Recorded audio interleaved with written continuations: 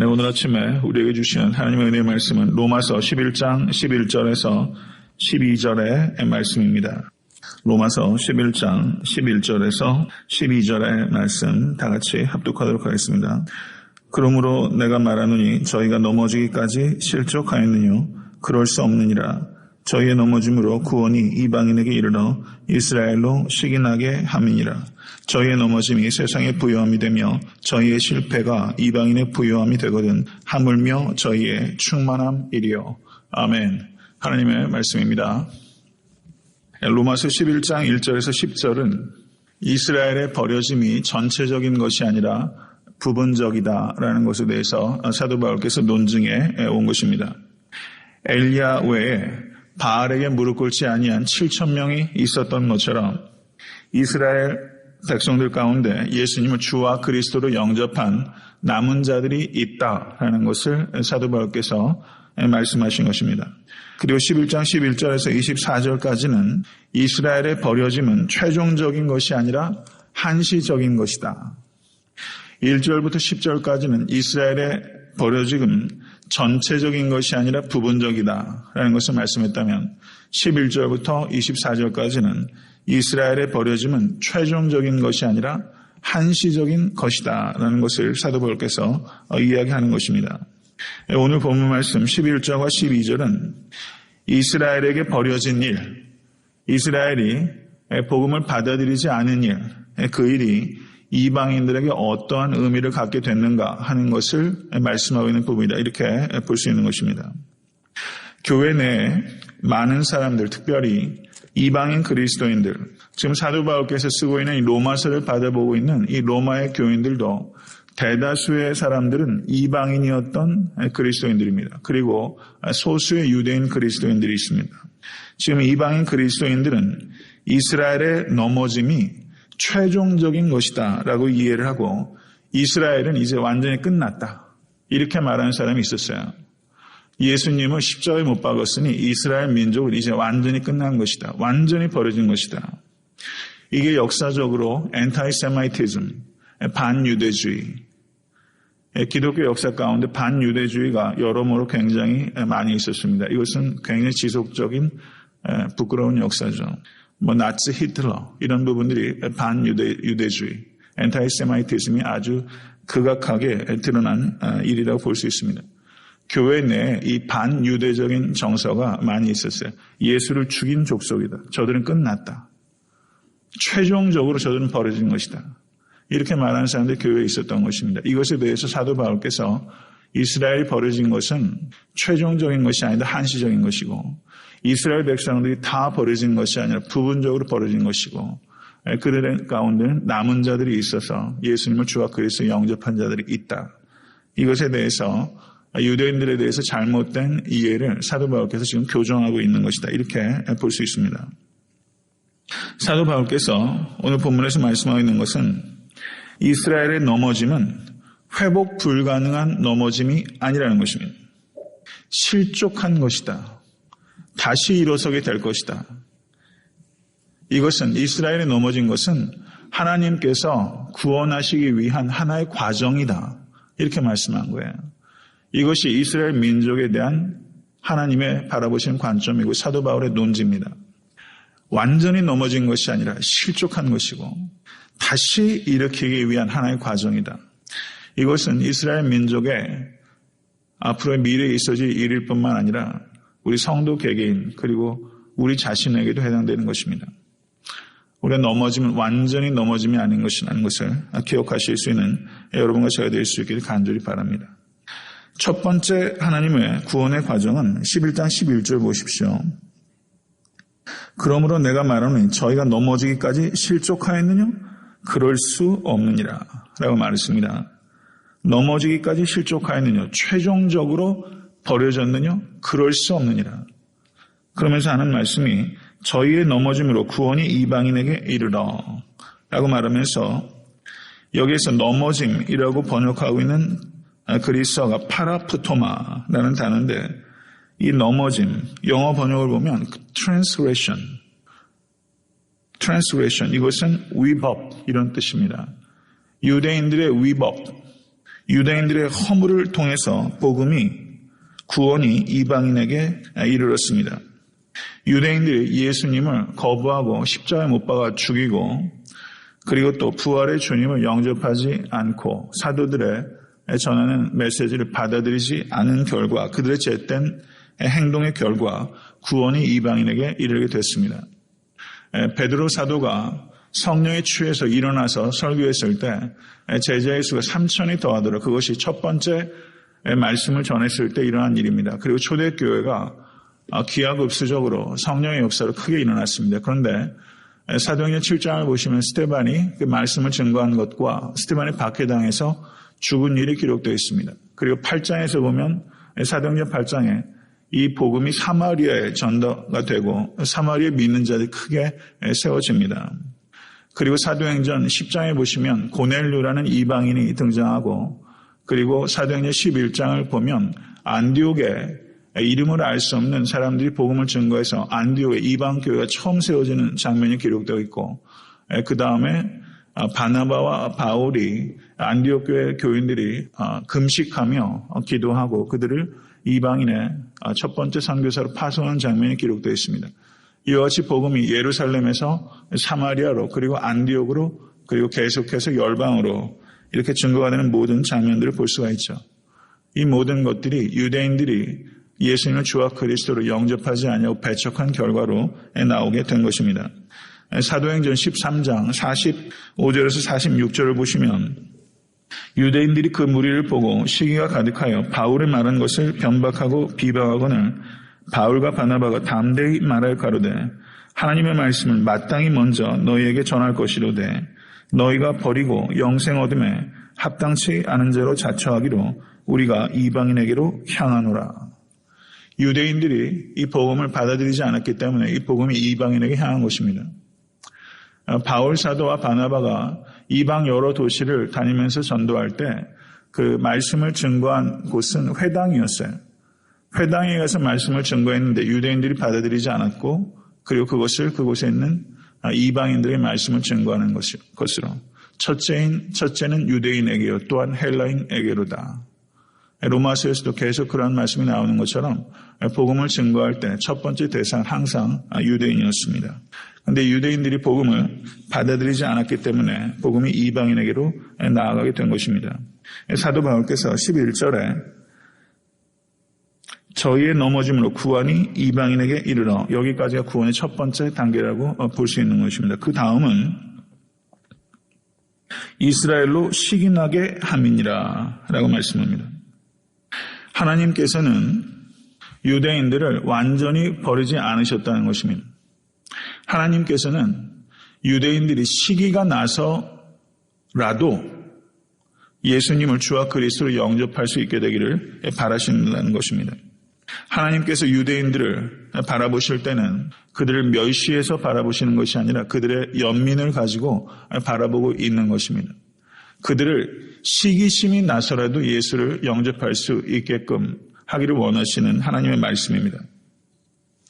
복음을 전할 기회를 얻기 위해서 최선을 다해야 된다는 것입니다. 사랑하는 성도 여러분, 교회의 머리는 그리스도이십니다.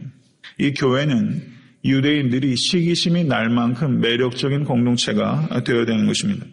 초대교회를 보시면 사도행전을 보셔도 아실 수 있는 것처럼 초대교회 역시 완벽한 공동체는 아니었습니다. 그렇지만 시기가 날 만큼 매력적인 공동체였습니다. 지난주에 제가 사도행전 5장을 가지고 설교를 했습니다.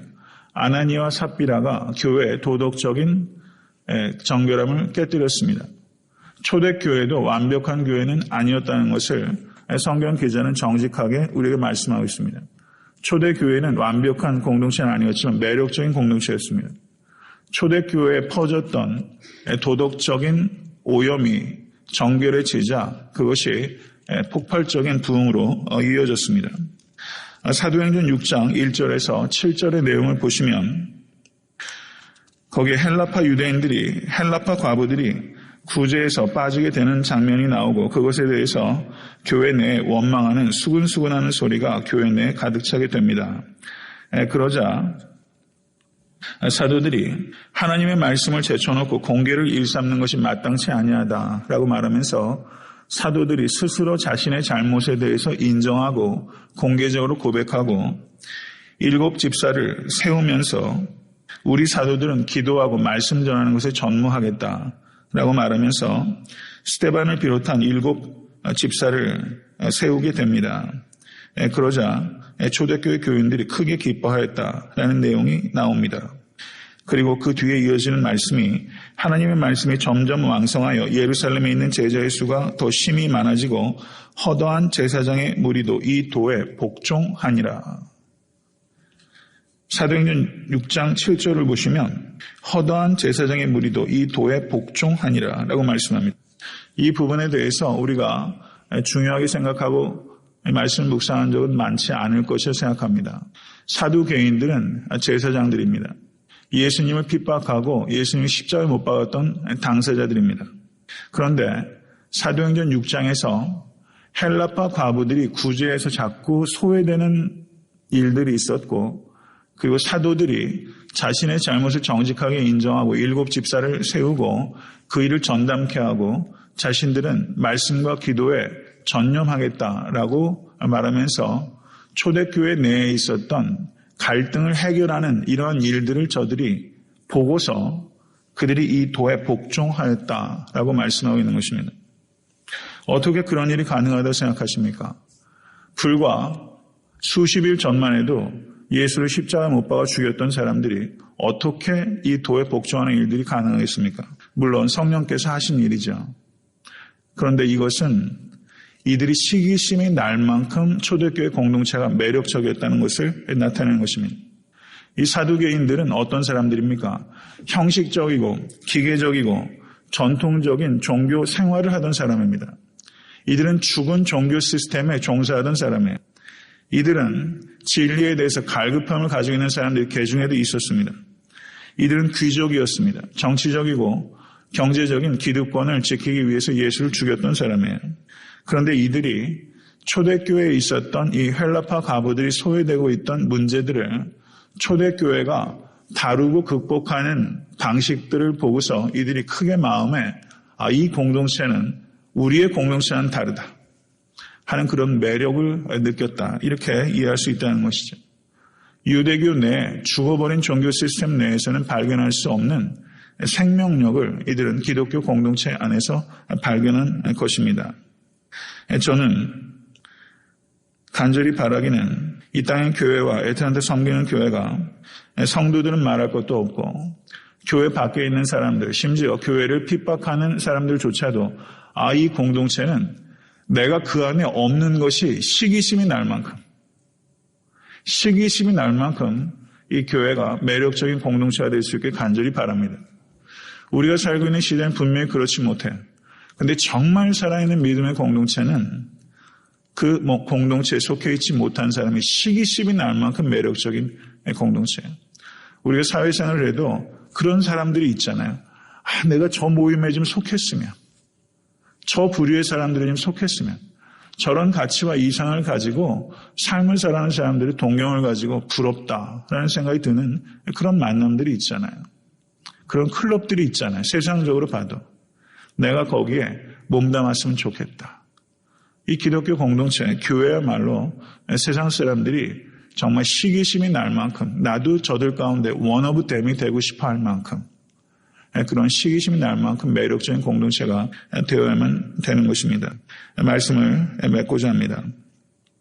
이스라엘의 버려짐은 최종적으로 버려지는 것이 아니라 한시적으로 버려지게 된 것이고 하나님께서는 이것을 하나의 구원의 과정으로 지금 사용하고 계신 것입니다. 이것이 하나님의 지혜요, 하나님의 능력입니다.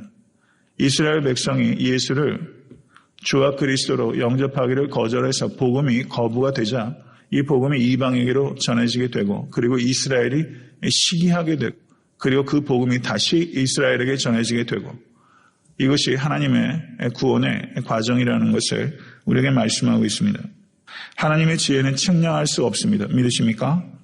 하나님께서는 계획을 가지고 계시고 하나님께서는 자신이 무슨 일을 하고 계신지 정확하게 알고 계십니다. 그리고 하나님께서는 측량할 수 없는 능력의 하나님이십니다. 그리고 하나님께서는 그 능력으로 그 계획을 완전하게 성취해가고 계십니다. 이것이 하나님께서 하시는 일의 큰 그림입니다. 그렇기 때문에 우리는 이해가 안 되는 일을 닥쳤을 때 왜 이방인들에게 복음이 증거가 되고 유대인들의 다수가 지금 예수를 거절하는가? 이것이 유대인들에게는 이해가 안 되는 일이죠. 우리가 살아가면서도 내 개인의 삶 가운데 이해가 안 되는 일이 벌어질 수 있습니다. 그리고 내가 좋아하지 않는 일이 나의 삶 속에 벌어질 수 있습니다. 그렇지만 큰 그림을 보실 수 있는 여러분과 제가 될 수 있게 간절히 바랍니다. 하나의 과정으로 다시 일으키기 위해서 그와 같은 과정으로 겸손케 하시려고 축복의 그릇이 될 수 있도록 하시기 위해서 하나님께서 나를 씻고 계시는 하나의 과정이다.